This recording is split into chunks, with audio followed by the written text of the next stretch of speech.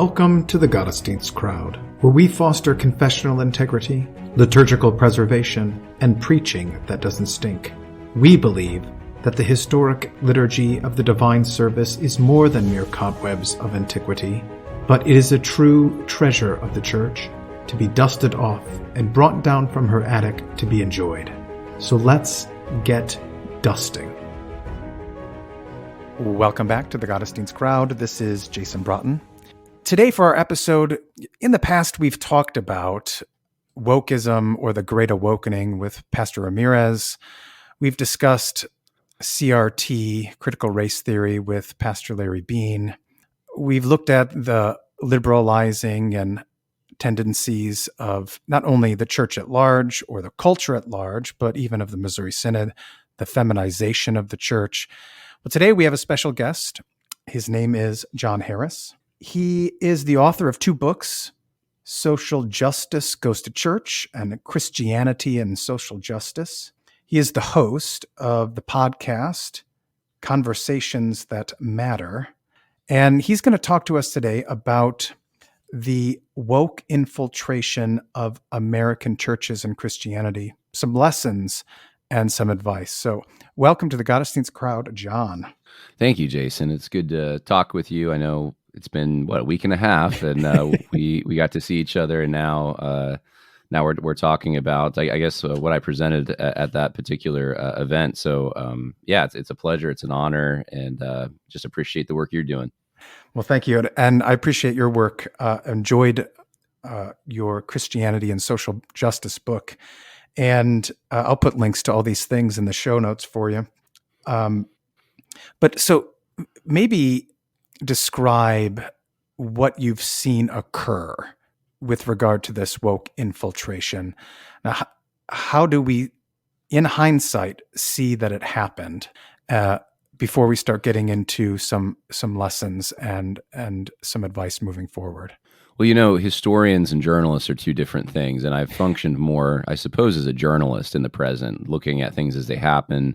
And of course, a lot of things have happened over the last few years, namely 2020. But I think when a historian looks back in, let's say, 100 years, and someone asks the question, well, how did these major evangelical denominations get infiltrated in a similar way to many of the main lines 100 years ago? They're probably going to start their story much earlier. And that's part of the reason I wrote Social Justice Goes to Church, is to try to at least give a starting point.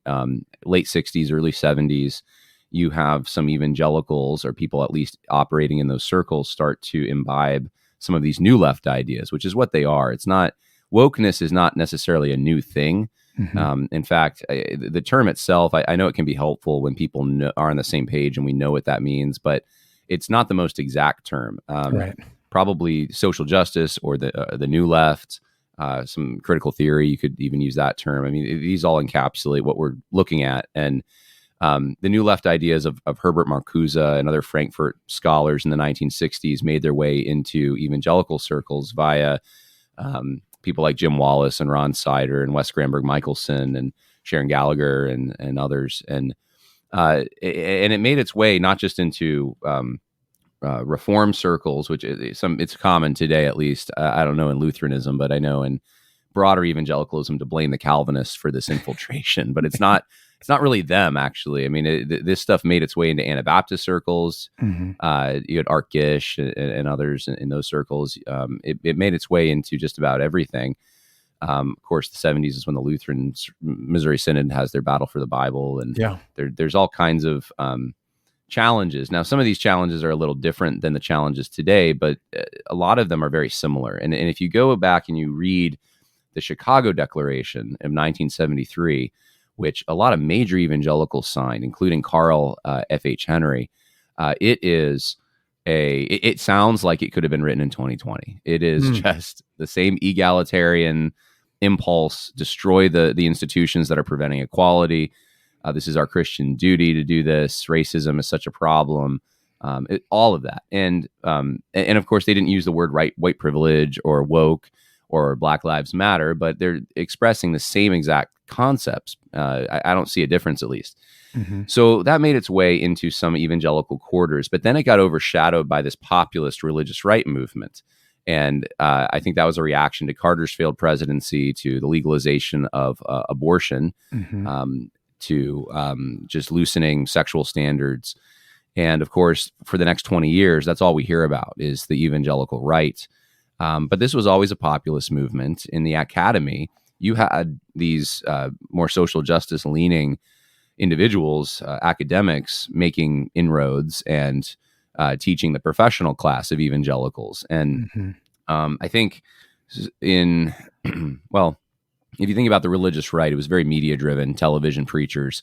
But if you look at the woke incursion, it's a lot of celebrity preachers on the internet. So there's a new technology, and the left is able to capture that much more than the right and use it in Christian circles. And you got guys like David Platt and Matt Chandler and Tim Keller and so many others who rose to prominence because of the internet, in part, and some of them authored books and things too. But they end up becoming gurus for young men who, and many of them are reformed. That is true. Many of them are Calvinists, but it's like I said, I don't think this is particular to Calvinists. Every denomination is having this issue. And so they end up, I think, influencing people cross-denominationally. And some of their views are very social justice leaning. And they kind of tilled the soil for 2020. So I saw this in a Southern Baptist seminary that students, I saw in like 2011, students started hating America, kind of like it was this terrible place. So much blessing that they're really, I think it was a reaction against their parents. Their parents are taking it all for granted. They have the big boat and the white picket fence. Meanwhile, people across the world are suffering and starving, and this just isn't fair. And so David Platt's radical, I think, accompanied some of that. But then you had in like 2015, around that time, you saw with these police shootings, a lot of that same young crowd started going with the BLM line. And then, of course, in 2020, it goes mainstream. That's when it goes from the academy, it jumps, the virus gets out of the lab, and it goes right into the churches. And people are shocked in the pews. They thought, what is this? I can't believe it. Well, this was happening for a while. You just didn't see it because it was in academic institutions. So I see that all as one thing. I don't think it's just a new out of the blue thing, but I think it's just now exposed and people can see it for what it is. So yeah, hopefully that answers your question. No, that's great. It did seem, I think, for the average person in the pew, like it just came out of nowhere. But I think for a lot of the clergy, they had inklings of it prior to it, particularly if they were somewhat recent graduates or they were paying attention to what was going on in politics, the Obama era, the race baiting that was going on, and the Me Too movement. I think those were all signs, but what do you think was keeping the average person in the pew from connecting the dots? Was it because they had a faithful pastor, or was there something else going on? Well, I think like a lot of things, if it doesn't affect your life directly, you're not really too concerned with it. And it didn't affect our lives directly until 2020. And we could see businesses being destroyed and all the rest. So that, I think they expected their pastors and their leaders to condemn it. And then, of course, that did not happen. And instead, they're condemning conspiracy theorists and people who decide not to wear masks. And they just thought, wait a minute, hold on. Where's the priority here? So they can smell hypocrisy. And I think that's probably explains a large part of why people all of a sudden noticed it. Why they didn't before, I mean, obviously, the not paying complete attention and not feeling that one needs to. But there's also this mentality of our leaders are good. We trust our leaders. We trust our institutions in general. And a lot of institutions are losing their credibility at the same time. We have to remember that. So you trusted your doctor, right? Well, now after 2020, do you really trust your doctor to recommend the right vaccines for you and that kind of thing? We trusted our political system. Well, after 2020, do you really trust the political system that the votes that are being cast are actually tabulated correctly? There's a lot of things like this that are happening. Disney, that's a family-friendly place. We trust we can go on a vacation there and not be accosted. Well, do you really trust Disney to do that? And it's the same with churches, I think. At the same time, it's, do you really trust your denomination or Christian organizations to actually maintain orthodoxy after you saw them capitulate so hard on some of these things? Yeah. So 2020 really acted as a watershed moment in terms of apocalypse that is revealing of what was already there. Oh, yeah. And I'm actually somewhat grateful for it, not for obviously the property damage and all the rest, but I was seeing this for years in a Southern Baptist seminary. And I just thought, and it was a major seminary, and I thought, how come no one's speaking about this? How come they must not know? And then, of course, in 2020, there's no excuse now. Everyone knows. Everyone knows. So is it as simple as kind of drawing a line, you either get it or you don't? Because on both sides, they're both quoting the Bible. They're both claiming divine authority for what they're stating. Is it just as simple as drawing that line down the middle, like they have the Bible right and they have the Bible wrong? Or is there a truth in what they're saying? The woke side.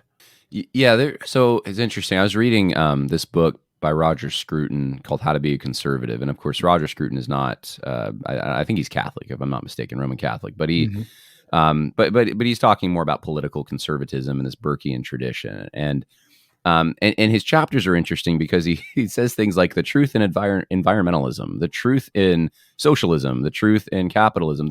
He always finds these like kernels of truth that are then used to build an entire ideology, which is totally faulty. But there is this kernel of truth that, for example, with socialism, he talks about the fact that we actually are born into communities with responsibilities to those communities.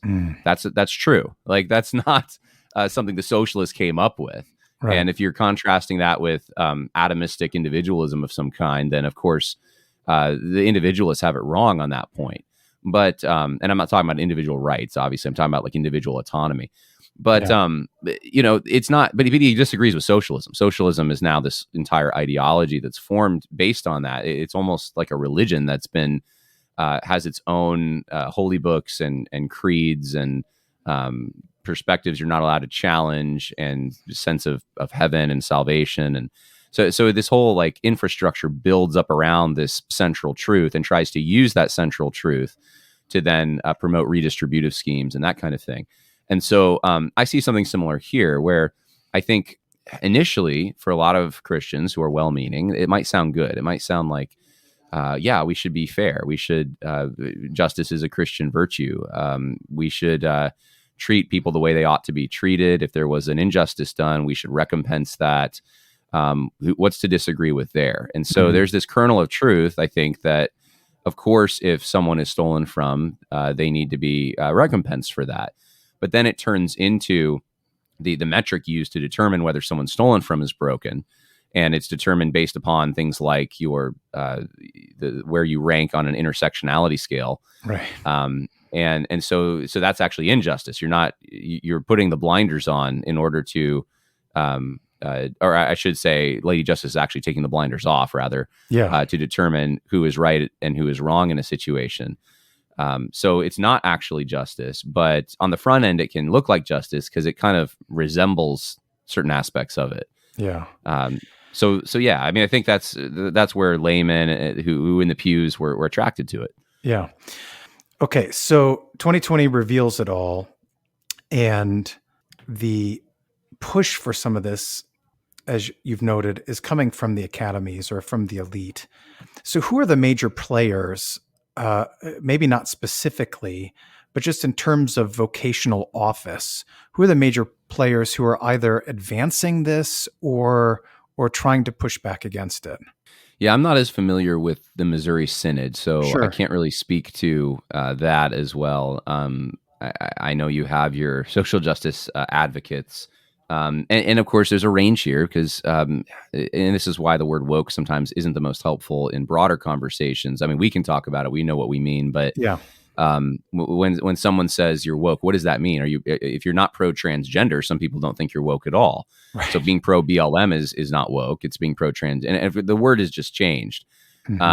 So yeah, I mean, it's a sliding scale, and I'll just say what I think. I mean, I think that the looking at the trajectory of this, the race issue seems to be the issue that captured most people's attention early on, and then became the gateway to these other things. Okay. You could say, I guess, you could make an argument that the feminism also, but that's more in the academy, the secular academy. I maybe they run parallel, but I think for Christians in particular, it was the race issue, and that starts with Ferguson, Missouri, and Freddie Gray, and shootings in the mid or between 2012 and 2018 or so. And in that time period, you have figures, I mentioned a few already, like Tim Keller, David Platt, Matt Chandler, Russell Moore, David French. I mean, I don't know, the list goes on and on. Lincoln Duncan in the PCA. I'm trying to remember the guy's name who wrote Woke Church, Eric Mason. So there's a number of these guys that are starting to say things that I don't think they would have been able to say 10 years previous, but because of the political news cycle, they're able to say them. And that just that's a spoonful of sugar, I guess, before the medicine goes down in 2020. And you see, broadly speaking, pastors adopting the same language, like almost everyone did at that time. And so yeah, I mean, those 9 Marks Ministries, I mean, one of the ministries I think pushing for this kind of woke race narrative in the church. Gospel Coalition would be another organization, and the people affiliated with them. So the people, as you said, tend to trust their institutions. In your discussion that we had a week ago, you kind of line out 4 different groups of people that either advocated or allowed this woke ideology to infiltrate into churches or church institutions, or push back against it. I think that gave us a really good framework for understanding kind of how this works. Take us through what those four kinds of or groups of people are, and what we should be looking out for. Yeah, I mean, this is subject to, I suppose, improvement. Like the old farmer said, it's not much, but it's honest work. I'm just trying to look at what were the different reactions I saw, what were helpful, what weren't, and there's really 4 different offices that I detected. You have your activists, your managers, your academics, and your shepherds. And each of these people, and they could all, by the way, be in a pastoral role. They could all be in a denominational leadership role. But they all have these different, when you peel the onion layers back, their actual role is one of these 4. And then that determined the posture that they took. So the activists, I think, with a motivation generally of a corrupt motivation, would just full wholesale practice social justice. They'd adopt the whole entire thing and say, this is at least the ideology. This is part of Christianity. It's part of the gospel, or it's without it, you don't have the gospel, something like that.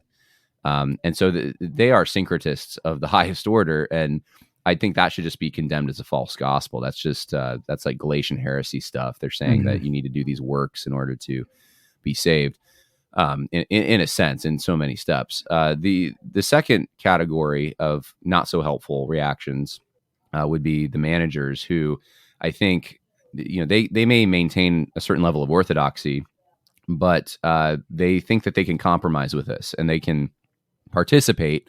For example, we can go march with BLM. We can chant their chants, but we cannot, let's say, contradict our denominational orthodox statements on sexuality or something. So they'll draw a line somewhere, but it's the whole purpose is to maintain the institution, make sure that it survives, make sure it doesn't implode. If there's pressure from the government or the media, let's try to ease that pressure off by throwing them a bone. And let's try to satisfy our liberal congregants. And I think the assumption was that the conservatives in the pews are just going to go along with what we say because they tend to respect their leadership. And so there was a preference given to, I think, the left. We're seeing, I think, a change in that. At least I'm noticing that some of these same individuals are now trying to say they're against wokeism because it's pushed so far where we're transing kids. Yeah. And they're saying, well, that's wrong, right? They're preaching against it. Meanwhile, they were hosting these worship services in 2020 where they had like minorities coming forward to share their perspectives, which I guess white people can't understand or something. So, so I would say those people are still they're woke, but they're saying, hey, it's moving too fast. Not that we'll accept this, but not that. And the hope is that they can navigate these waters, so to speak, that are so rough.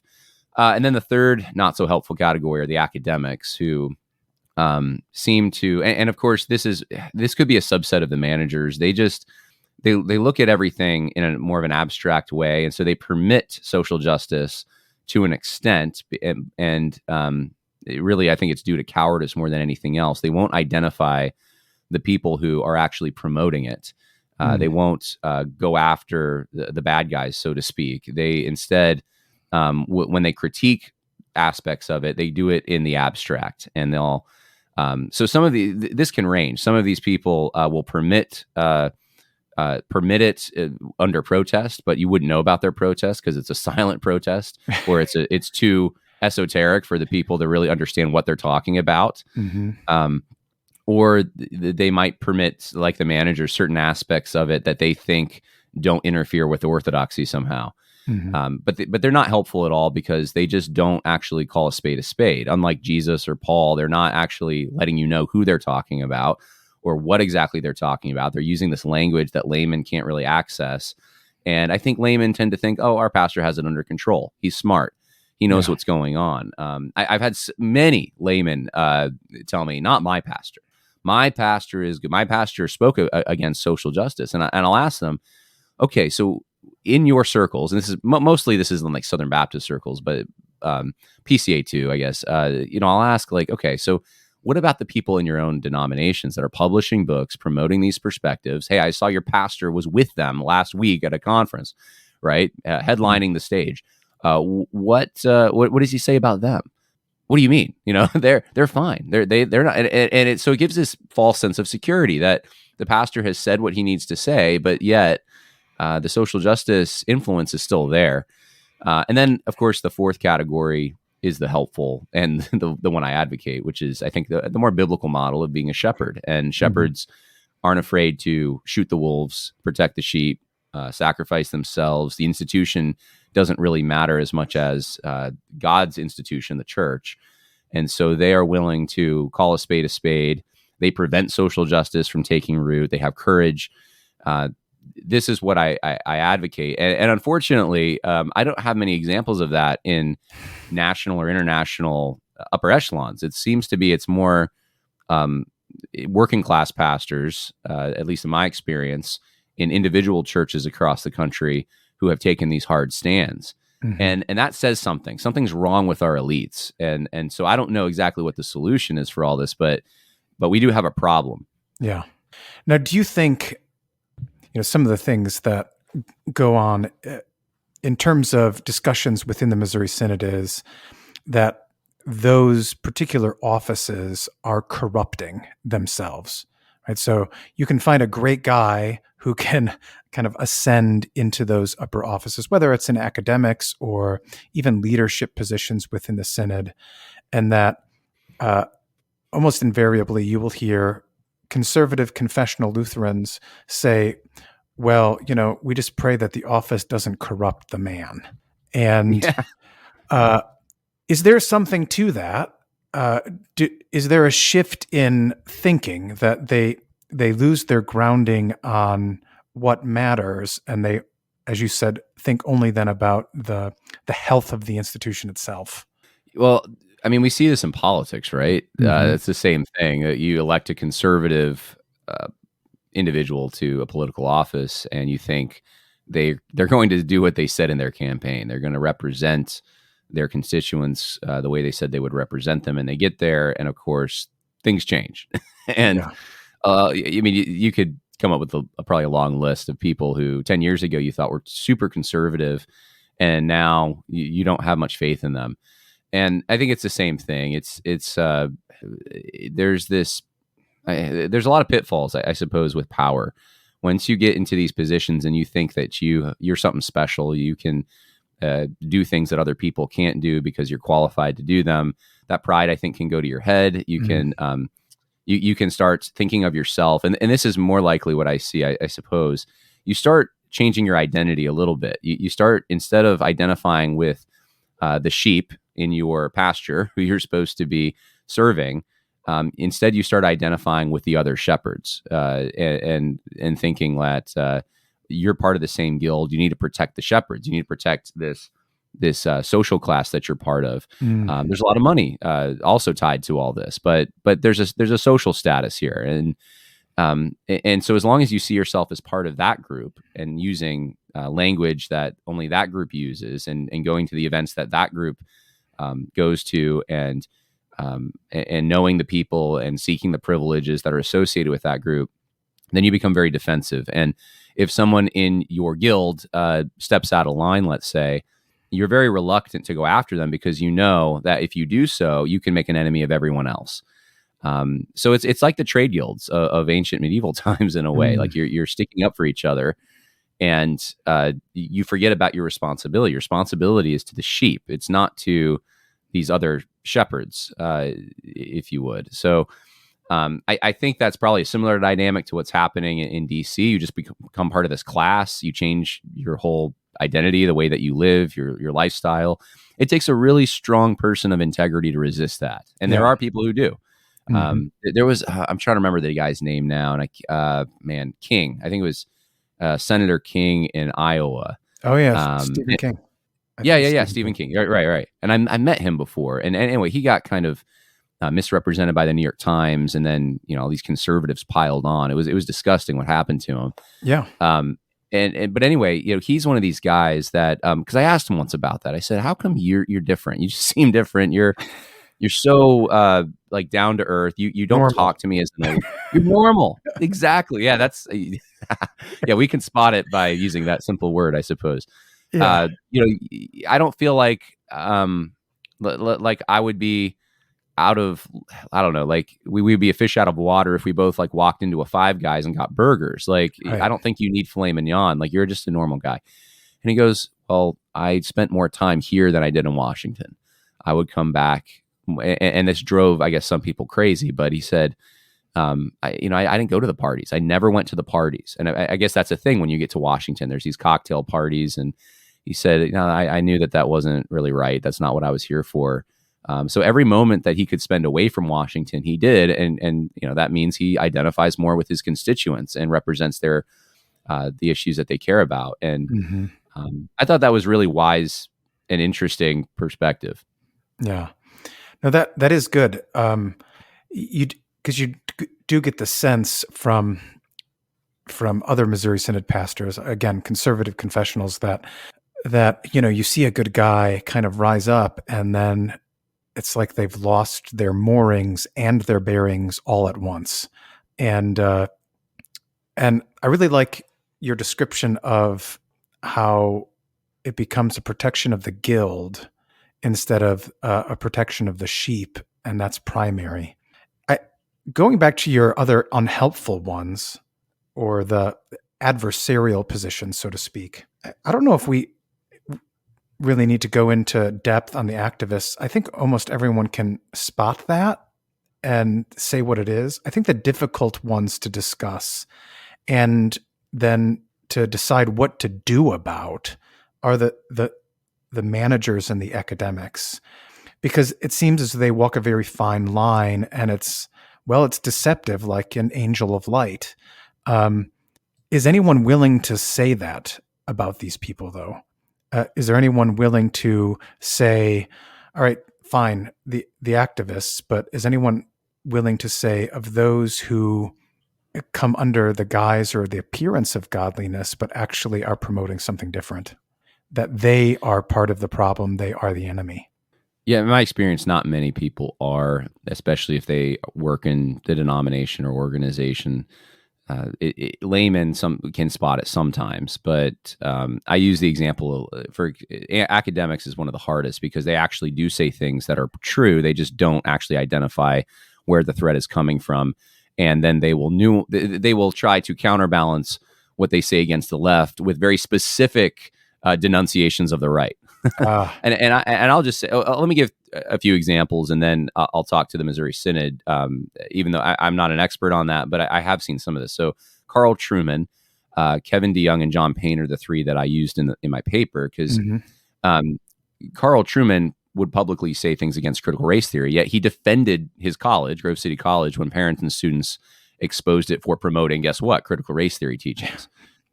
So you have that. You have Kevin DeYoung criticizing critical race theory, yet he's at the T4G conference, which is this big Reformed evangelical conference, and he's with his pastor, Bobby Scott. And Bobby Scott suggests that the Christians in the audience are failing to fully accomplish the ministry of reconciliation, which, of course, we know what that is. I mean, this is the reconciliation of God and man through the man Christ Jesus. And he says that the room has failed because they lack diversity. And Kevin DeYoung just kind of nods along with it and doesn't really correct it, lets it happen. And so, and John Payne, that's the other one, another example. He's big in the PCA at the Gospel Reformation Network, which people think that's the conservative wing of the PCA. Yet, and actually I should say Lincoln Duncan is also in that. Lincoln Duncan wrote the foreword to Woke Church, but somehow he's in this conservative group. And John Payne's the leader of it, and he condemned revoice theology, which is this softening of homosexual orientation to make it palatable for Christians. Yet he refers to key PCA leaders who promote it and also corrupt the gospel as friends from different perspectives and brothers in Christ. So you have guys like that. Now, in the Lutheran Church Missouri Synod, and I have not paid attention to this as closely, so you are free to correct me if I am off on this, but your own president, President Harrison, I think, does something similar to this, because you had this situation with your, I guess, the release of a commentary that was associated with the larger catechism. Is that right? Yeah. So it was a release of Luther's large catechism with applications and annotations, so mainly historical annotations, and then essays that applied what was in Luther's catechism to more modern day examples. Right. And I've read a number of these examples. I know Ryan Turnipseed on Twitter had this whole thread about it. And so I went and I looked at some of these issues. And of course, there are some really big issues there. And I think to President Harrison's credit, he said, well, we got to relook at this when there was kind of a controversy over it. But it didn't take him very long to keep those commentaries, I guess, for lack of a better term, applications, you said, and defend them. But the way he defended them was by condemning the source of the accusations against them, by saying, basically, we have a neo-Nazi problem. We have these horrible, deplorable people who think things like, I don't know, like that they're racist, they have sexist tendencies, they want to kill homosexuals using the death penalty, and this is the source or the origin of the criticisms of these applications, and that was used to dismiss the criticisms, which are legitimate criticisms and were made by obviously a lot of people who weren't. And I think he even admits there were people who aren't that, who also have concerns, but by poisoning the well, by making it so that it's Nazis, let's say, who are the provocateurs who started this whole ball rolling. People don't want to be associated with criticizing it. That's a scary thing. I don't want to be with the Nazis. Right. I mean, clearly, they must be on the wrong side. And so something like that, I think, there's no problem like identifying those people, using their names even, or at least like in a way that you know exactly who you're talking about, and condemning them hard. And President Harrison doesn't seem to have a problem doing that. Mm-hmm. But when it comes to the people who are actually employed by the denomination, that's the thing. They're not no-namers. They're people on the payroll. That you got to be careful with that. You can't really you can't talk about those people. You must attribute good motives. That's the difference. It's that unequal weights and measures that God so hates that I see in the upper echelon. Yeah. And what do we do about that? I don't know. I mean, you need new leadership. We all do in like every institution, but those great men don't seem to be arising at least as fast as we'd like. So is that something to strive for, to find those men to rise there, or should we be focusing on something else? Well, I think there is a system of rewards that the left has become really good at doling out to people where they will privilege the people who play ball. And so they lock the door behind them, and you can't get in unless you have the secret password. And the secret password is you have to basically sign the NDA and promise never to criticize them, right?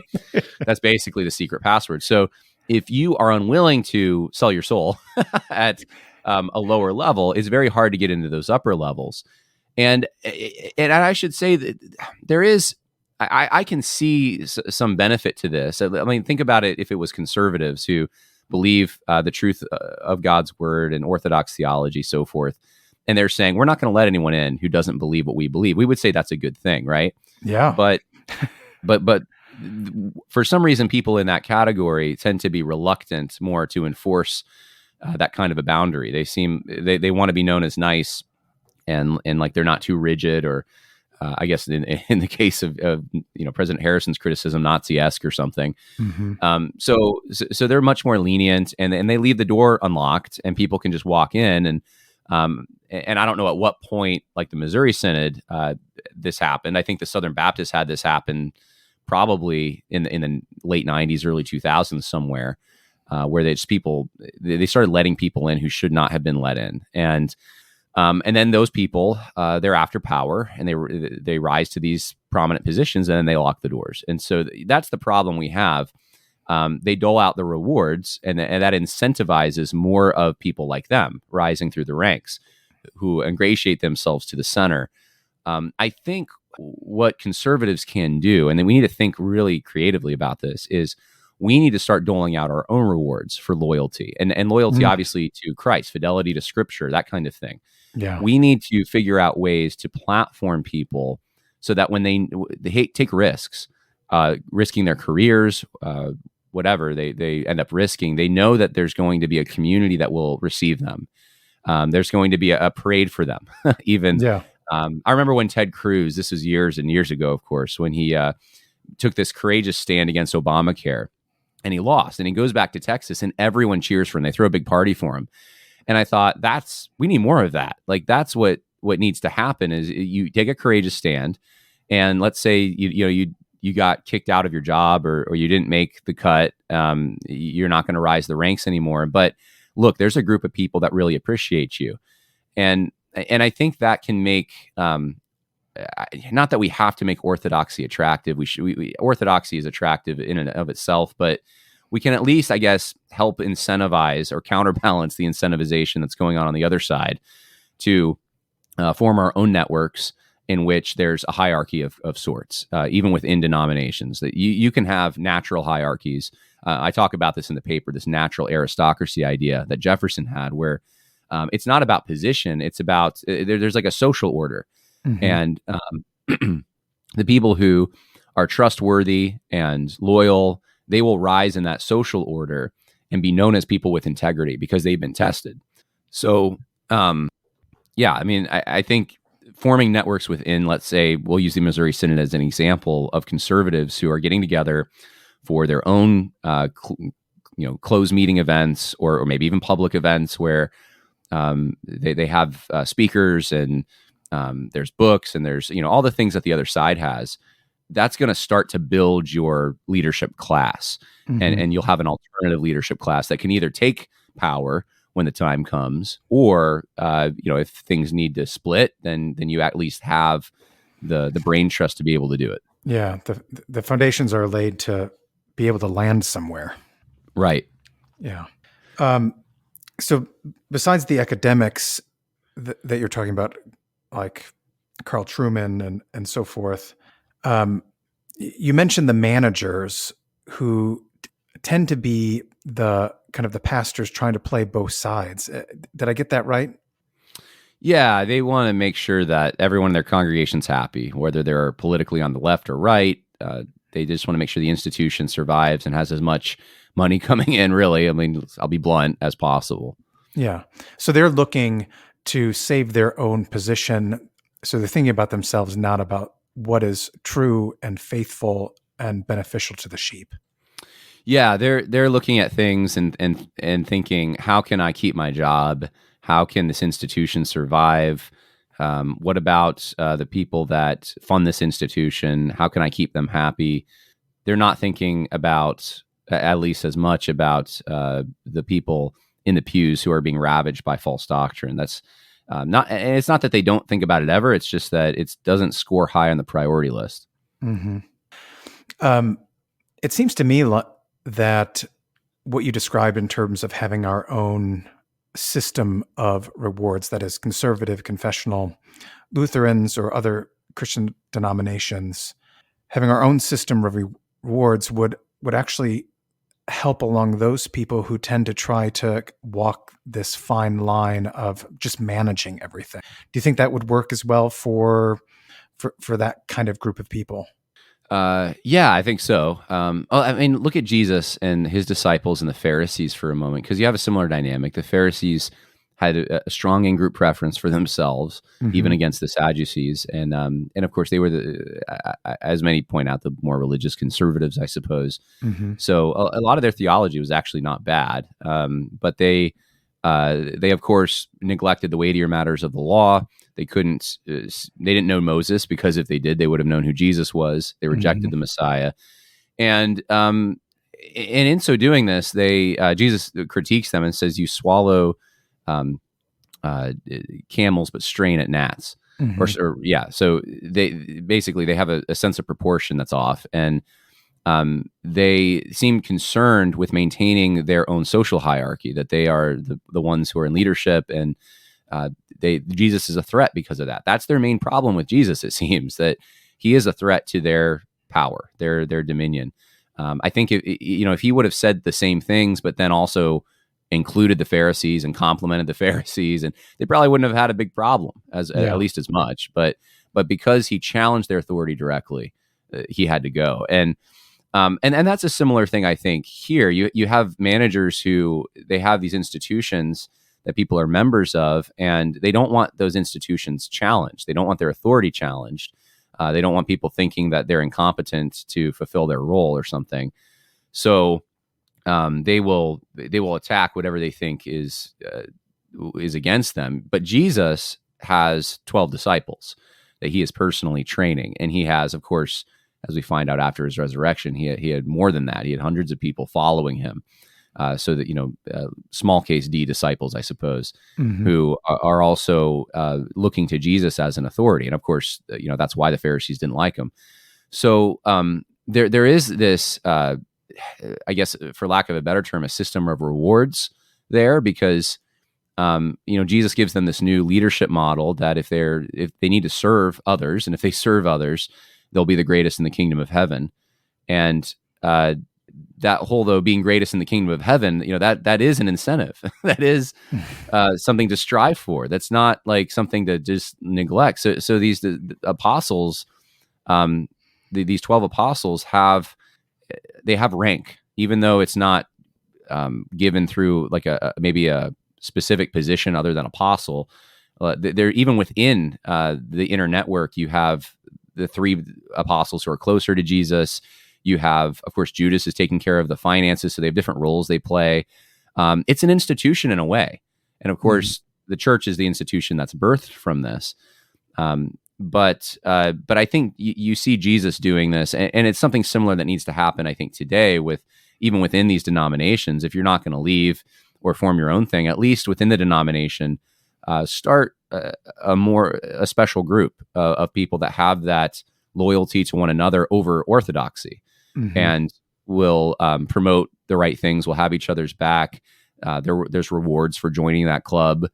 so to speak. It didn't used to be like a foreign thing in the United States to have these like gentlemen's clubs where you would go and it would be like, you'd have like a fitness center or a, I don't know, different sports like horse riding or bowling or these voluntary organizations. Now that's kind of different. I guess we don't have that as much, but the word gentleman's club means something very different today. Yes, you're right. And I kind of caught myself as I said that. I was thinking, that's it's an antiquated term, I suppose, because it just means you're going to like some dirty area.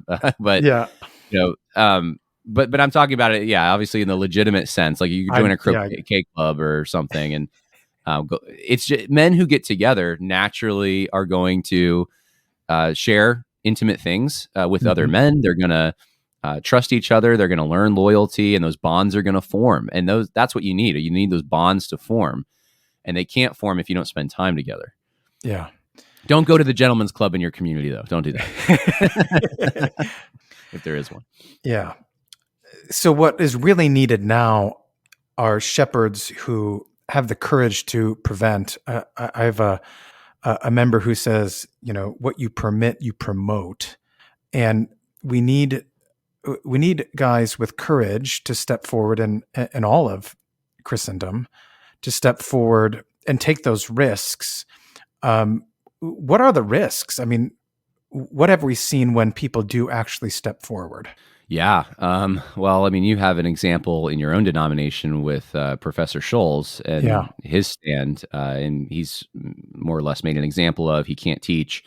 I think I've seen in the Southern Baptist denomination, Dr. Russell Fuller, Dr. Bobby Lopez are two examples of professors who did take a stand. Bobby Lopez, perhaps less known than Russell Fuller at this point, but he's a former homosexual, and he was converted, and he wanted to speak about that and give his testimony and tell people that he was that you can not only be saved and still be homosexual, you can actually be saved and you can become heterosexual. You can have a wife and kids.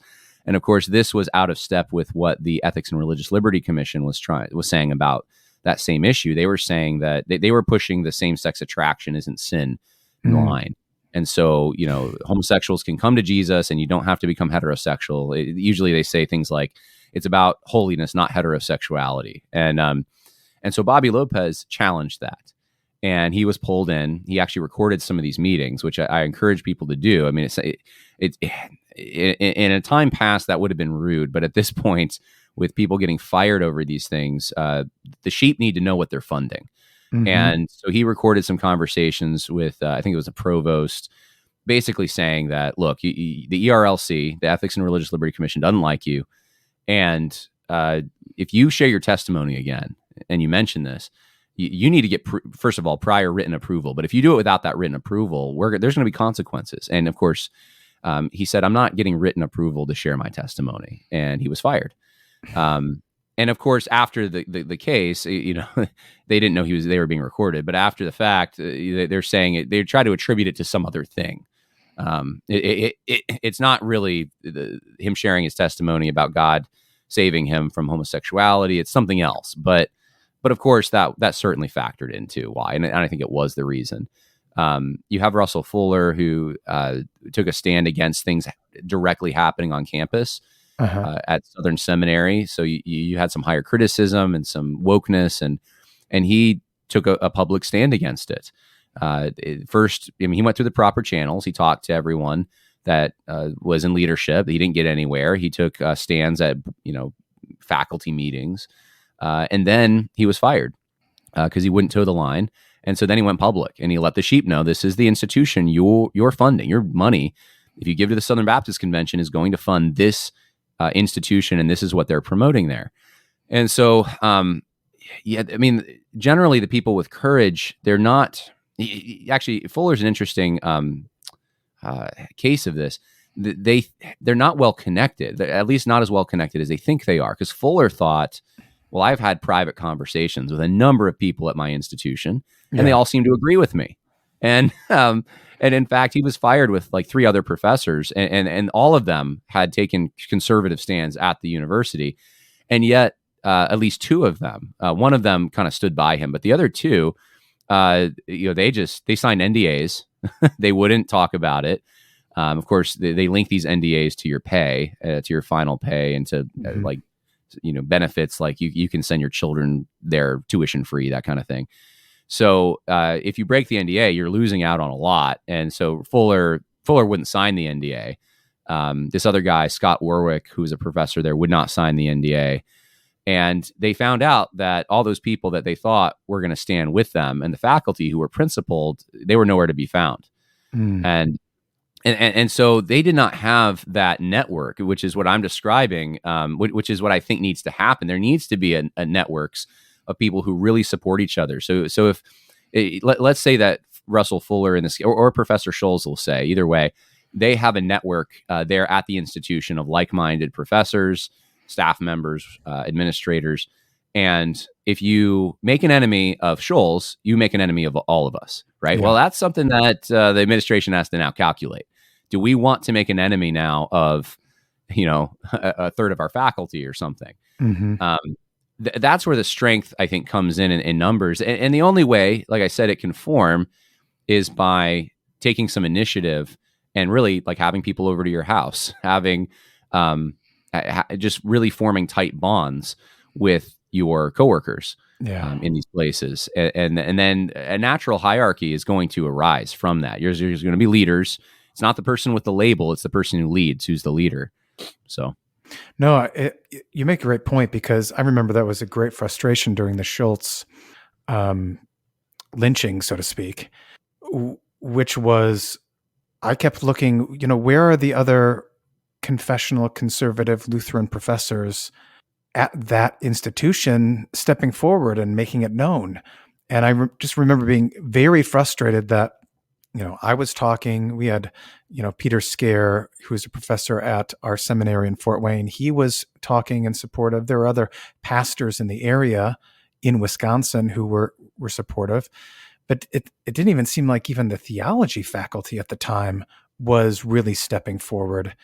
And though maybe he went forward thinking he had a cadre of supporters, it all kind of evaporated. Yeah. Common story, unfortunately. That's so. Just as a mindset, like if we as pastors, cross denominationally, do you think we need to have those not only within your denomination but also beyond? Do you think there needs to be a forming of, I don't know, like anti-woke Christians that vow to come to one another's aid when these things happen? Yeah, I mean, there's been attempts at this. You have the Dallas statement from 2019. So it was actually pre-2020. And there was, maybe it was late 2018, actually. I'm not sure. But you have a bunch of guys who were, I think they were Baptists and Presbyterians. I'm trying to think if there's other traditions represented. It was mostly Reformed people that signed this. And one of the issues, I guess, with forming what you're saying is that, again, Reformed people will tend to associate with other Reformed people. And you have, Arminian types are going to associate with their own, or Anabaptists, or Lutherans are going to associate with their own. So there hasn't been like maybe as much of a united effort. That's the biggest united effort I can think of. And some of the big names on that were like John MacArthur, Doug Wilson signed it. I don't know. Other than that, I'm trying to think big names. I think Steve Lawson. I mean, it's mostly people in these like Ligonier, G3, Shepherd's Conference circles. But yeah, something. I do think that something else needs to form, and so I'll just be blunt, because I don't have any institution that I'm affiliated with that's nervous about what I say, so I can just say what I want to say. But I'll just say this about some of the groups that I've even have audience share an audience with, and a lot of the people that surround these big names like John MacArthur, let's say, they're not of the same caliber as he is. They are there for social benefits. I have stories to back it up. I don't want to bring those out, but it is just the case that he is an industry. And a lot of these places, especially if there's a big name, that institution is its own industry. and you get social benefits from riding the coattails and from Yeah. and you'll say whatever you need to say. You'll flatter in order to get a position. And so that's kind of a problem in these places. But what it does is it creates this strong in-group preference, I think, sometimes. And I'm not accusing all institutions that have this of this, but I'm just, in my own observation, many institutions, they think that if they partner with another organization, it's going to benefit the other organization. It's like pastors who don't want to do joint things with another church in the community because they think, well, what if my people see that church and they like that pastor better or that, ministry, and they'll leave me. And so there's this fear and this, like, and so I'm not talking about legitimate, like, we don't agree with that theology, let's not partner. I'm talking about like more of like a competition kind of thing. Mm-hmm. I think that prevents some of that working together, unfortunately. And I don't know how to break that. I think it would need to form organically. There would need to be some people who are mature enough and have the vision also to see that this is a need, and then to start hosting events, whether small or large, inviting people from different denominations to come to their house or come to their event, and then giving them a seat at the table and talking. And really, I'm sure you know this, when guys just sit down and talk, things happen. You don't need even a formal like structure necessarily. Just getting together can often build these relationships that can turn into something. Mm-hmm. But a united front would be good, at least to make a statement that that this is more than just one denomination or one group from one denomination that's concerned about this. This is something that, broadly speaking, all Christians see as a threat to orthodoxy. And there might be resources that can be shared. Obviously, I was at an event with you where I'm not a Lutheran, but I'm sharing my observations mostly from other denominations. Mm-hmm. And now we're sharing resources together. I mean, would this have happened had we not been at the same event? And so I think if we can do this on a larger scale, I learn from you, you learn from me, we learn from each other. I think that it will strengthen us. Yeah. And that was the big takeaway that I got from you, which is that, these shepherds, those who want to be faithful, who have courage and want to prevent, they really have two tasks: to admonish the unruly as well as encouraging the faint-hearted. And sometimes we get so focused on one or the other that we forget that there are really two tasks. That's right. That's a great way to put it. And I use that verse often. Yeah. If you can make a separation between those two things, I think it goes a long way. Yeah. Well, thank you, John, for your time and for all of your insights. I really found this framework of the activists, the managers, the academics, and the shepherds, and then all of their mindsets and as well as activities that go along with each of those is a really great framework. And just had a great time getting to meet you as well as chatting with you today. So thanks again. Yeah, feelings mutual. Thank you, Jason. I appreciate it. All right. God bless you. God bless.